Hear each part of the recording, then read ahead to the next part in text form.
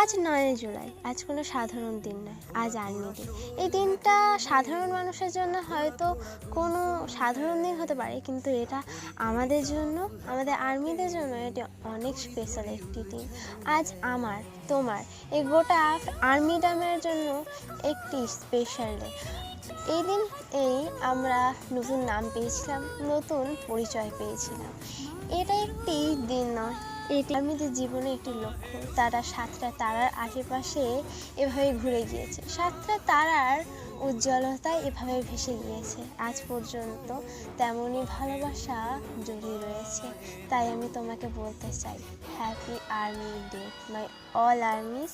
তোমরাও এভাবে তাদের সঙ্গে থেকো, আমরাও আছি আর থাকবো। এটা প্রতিজ্ঞা করো নিজের মনে, আর বলো বাংথাং আছি, ছিলাম, এখনো থাকবো।